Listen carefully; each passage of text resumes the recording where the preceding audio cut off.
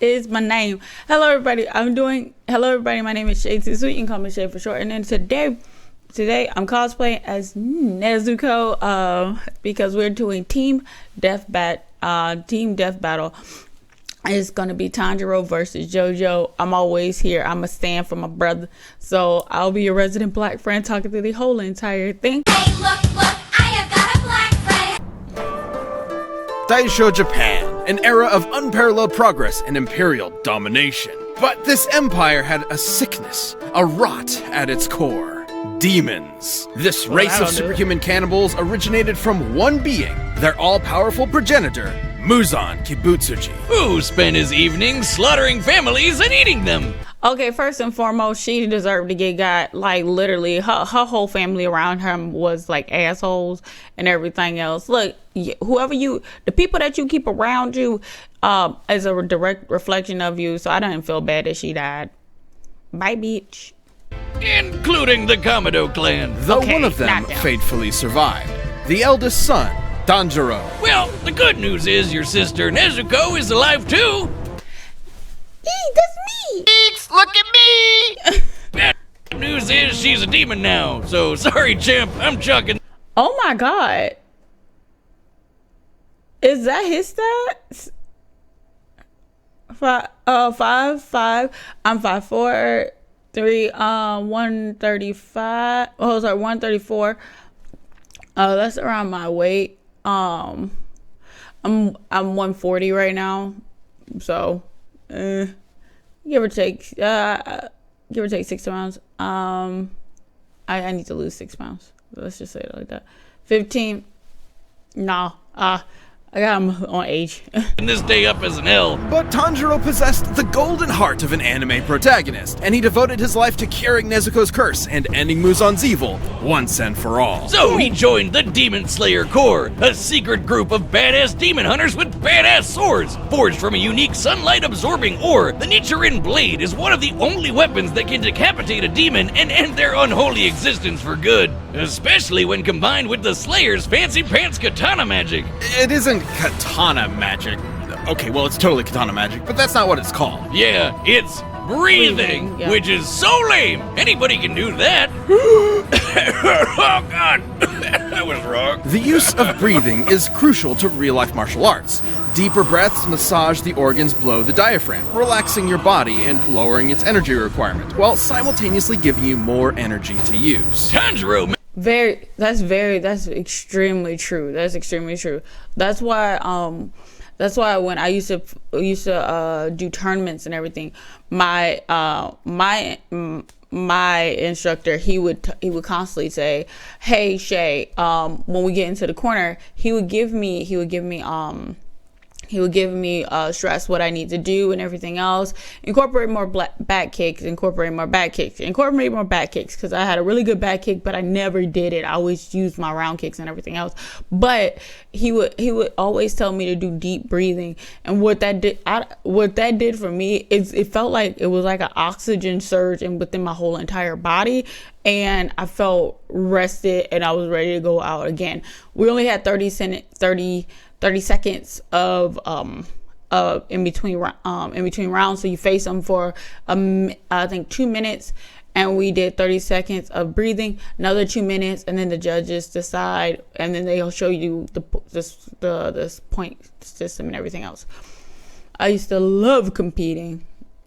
Mastered this breathing shit so well, he could do it in his sleep, literally 24/7. This is total concentration breathing, a technique developed by the Demon Slayers in order to massively increase their physical abilities to match their blatantly superhuman foes. Through the measured intake of oxygen, users can boost their concentration, reactions, and even manipulate the flow of their blood. This can help in slowing down poisons or speeding up the coagulation of wounds. Which means he can use it to quickly recover in case of injury or fatigue. And Demon Slayers can combine their breathing with their blades for, well, katana magic. Each breathing style is a separate form of sword combat. The first form Tanjiro mastered was water breathing, a flexible defensive style where a user's blade summons water to slice like a raging current. Tanjiro's literal boneheaded stubbornness made him a prodigy demon slayer in no time. He proved to be a tactical genius in combat, able to discern an opponent's weaknesses and exploit them in the heat of the moment. It was almost as if demon slaying was in his very blood. Because it was! Hundreds of years ago, the creator of the very first breathing style taught this knowledge to Tanjiro's ancestors, who passed it down to Tanjiro himself. This was the dance of the fire god, the Hinokami Kagura,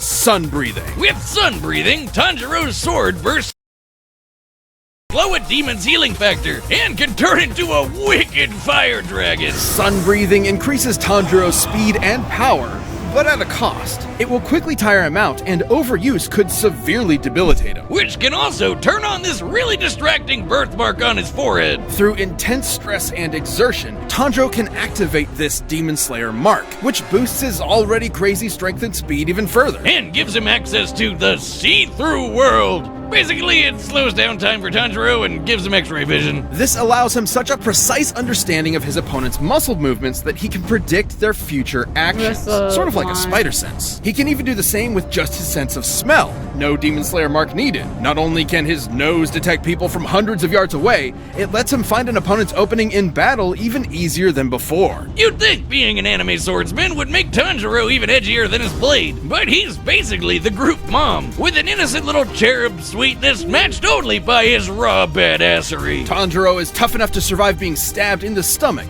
fast enough to dodge lightning, and strong enough to slice through and derail a literal demon train. That demon turned himself into a train whiz! Funniest shit I've ever seen. And this demon, Doma, was able to freeze the air into this giant ice statue in only a few seconds. That takes a lot of energy. And Tanjiro's managed to keep up with similarly powerful demons like Hantengu, Akaza, and Fuck him. I hate you. eventually the strongest of them all, Muzan himself. With the help of his friends, of course.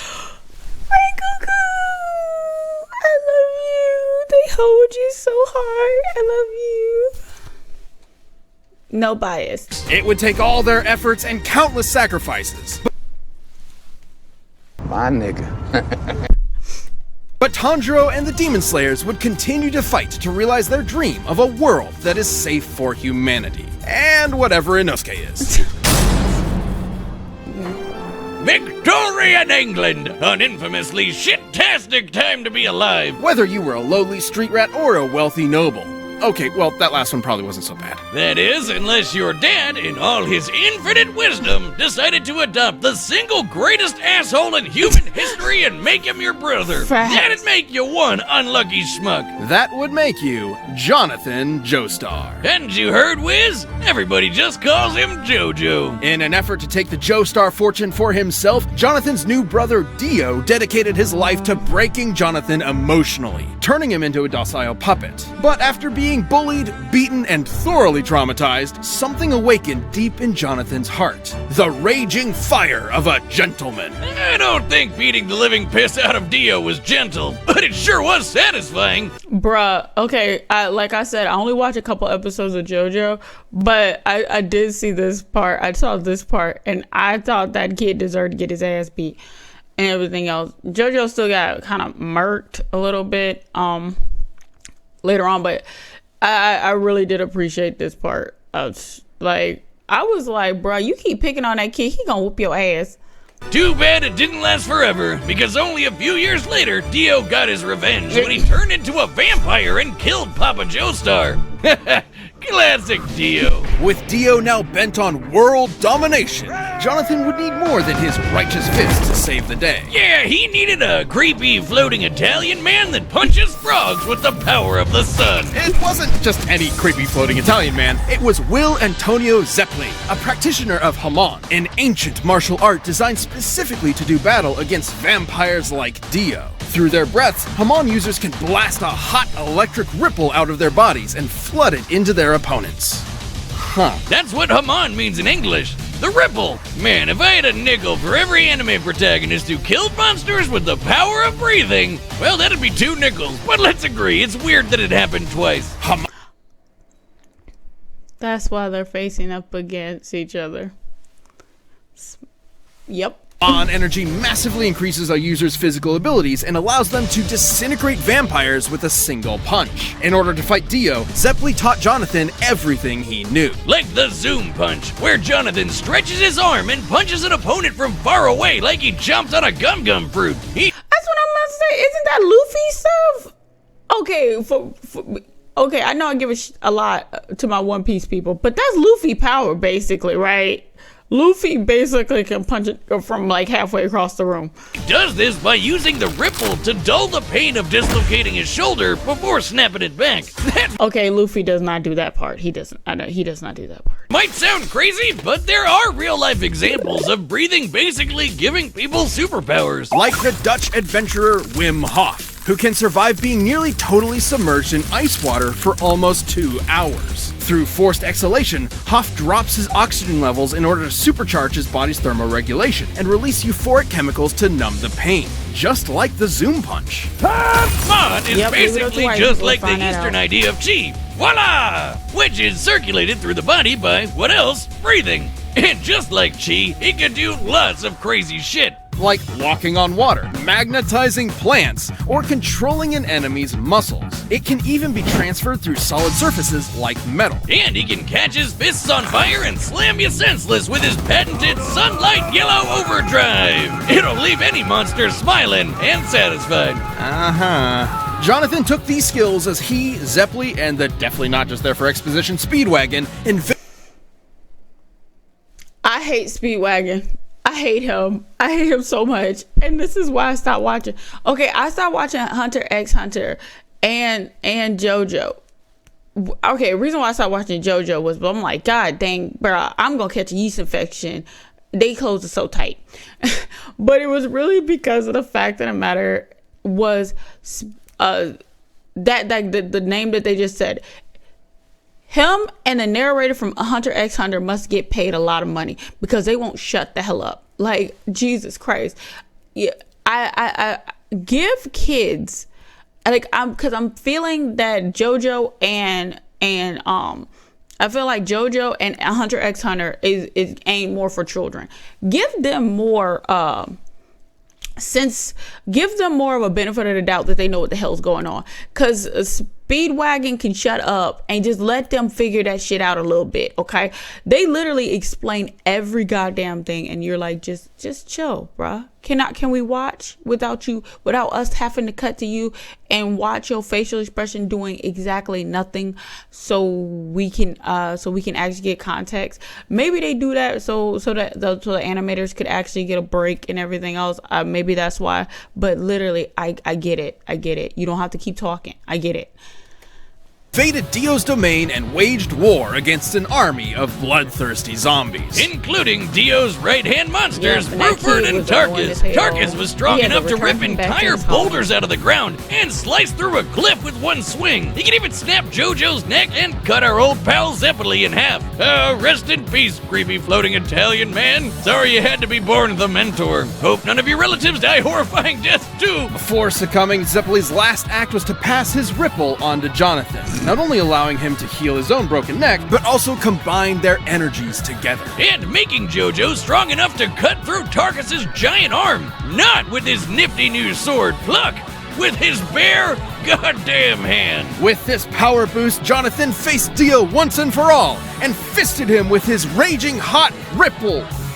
Wait. Now, Fisted Dio was pretty impressive, considering Dio could later fight faster-than-light stands like Star Platinum. Hell, even other Ripple users like Joseph can dodge beams of light too. But more than his strength or speed, or even Haman, Jonathan's greatest strength was always his intelligence and unstoppable determination. It was that burning drive for justice that defeated Dio all those years ago. And them tight ass pants.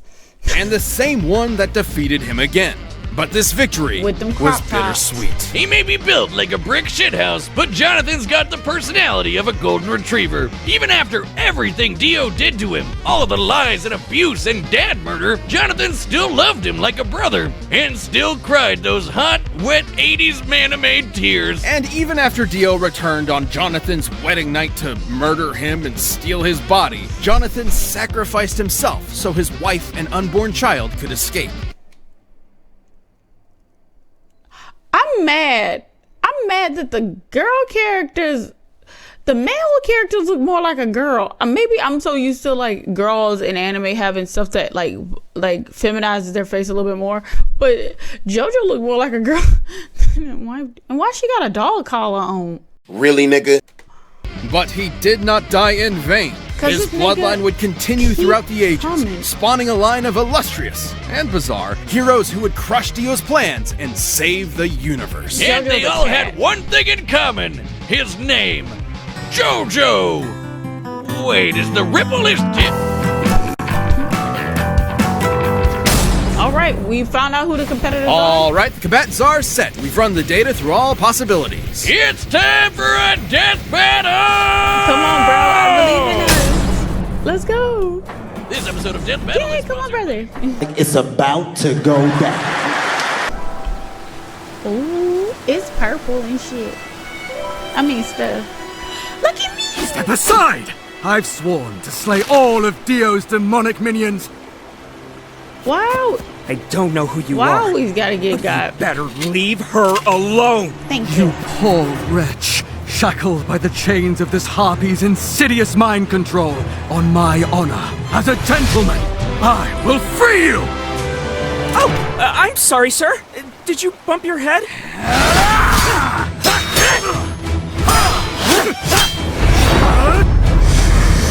Total concentration. Water breathing. Most unorthodox. You fight with valor, noble swordsman, but I know the burning passion of my heart will carry me through! I'm about to say. But Oh, he's kind of adorable. Like a puppy. I wonder if he has a caretaker nearby.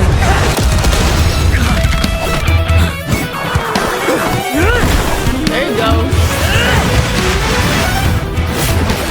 You're mine! Valiant footwork!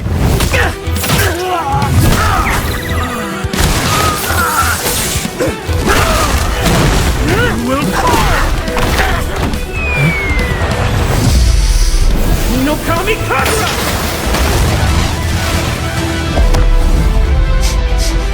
Nice try! There you go. Come on, bro. Incredible! You could teach me a thing or two! Scarlet Overdrive! And, bro, get your ass up. Get your ass up. Get your ass up. His breathing is carrying some kind of energy. Like me. And that means I know how to stop him.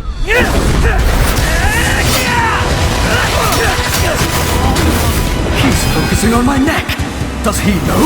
Metal Silver Overdrive!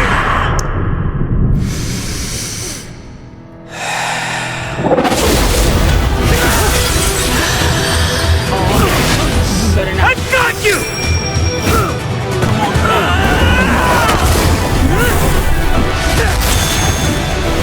Wait! He's going for my lungs!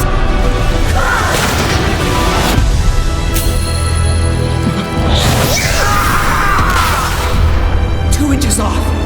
Did he dodge?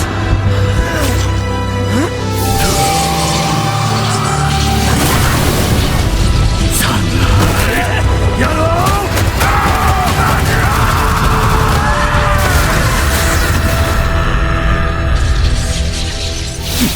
She's my sister. On my honor, as a gentleman, I will protect her with my life. Bullshit.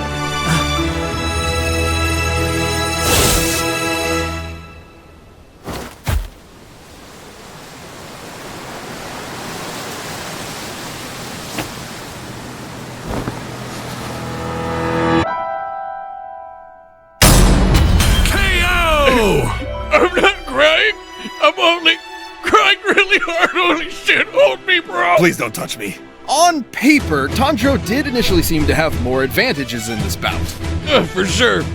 Bullshit. Bullshit. Bullshit. Bullshit. Tanjiro would have used more water forms before he used fire forms. He would have used more water forms than that. I'm calling bullshit on that. I do not care. He'd been training for way longer than Jonathan, and with way more experienced teachers. Tanjiro's Demon Slayer journey took place over a couple of years, while Jonathan's Ripple training was less than a month. Tanjiro was obviously a superior swordsman with a variety of powerful techniques and katana magic, while Jonathan really only improvised as a swordsman. But that's where the advantages stop. Sure, Jonathan wasn't a natural swordsman, but he more than made up for it in hand-to-hand combat. Bullshit. Don't bullshit. I have seen Tanjiro has dodged so many attacks when in the forest, when he was training in the forest. All of those random tree falls, all those random dodges, all those random times that he got his ass beat, like dodging punches. And you gonna tell me randomly now he can't do that? You're gonna tell me that JoJo is not as strong as the bitches in the in what do you call it? He's not as strong as the bitches in the fucking what's that?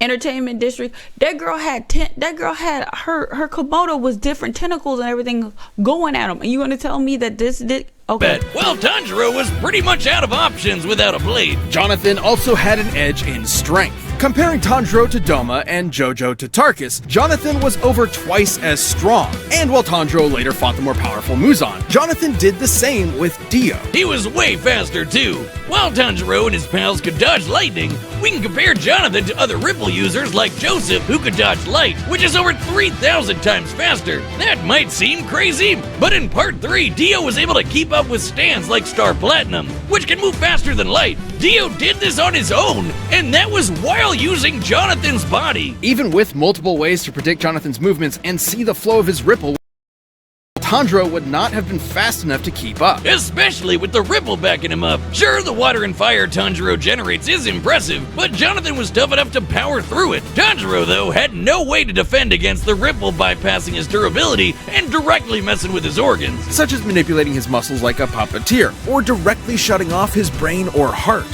Something other Ripple users have done to ordinary humans with a single zap. And Jonathan had the opportunity to do this literally every time Tanjiro blocked his blade. Sure, Tanjiro could recover himself with the breath, but that'd be a breath spent healing and not, fighting. And while Sun Breathing's overuse was dangerous to Tanjiro, JoJo's Hamon had no such drawback. Which meant that JoJo could keep fighting for as long as he needed to. Tanjiro was never going to go down easy, but Jonathan's speed, Hamon, and righteous gentlemanly fists carried him to victory. Jonathan. I'm calling bullshit. Here we go. Bullshit. I don't care. I don't care what they say. I don't care. I'm being dead serious. This is my first death battle, and I'm gonna tell you, I think this is biased as shit. I'm sorry. I think it is, because my whole thing is Tanjiro would have used water more than he would have used fire. He wouldn't go straight to fire. His third attack was fire. He wouldn't go straight for fire like that. Second of all, yeah, he did use fire against the girl in the district. He did in the entertainment district and everything else to keep up with her. But the thing is, if Tanjiro would have lost his sword, Tanjiro would have sensed where his sword was and found it first.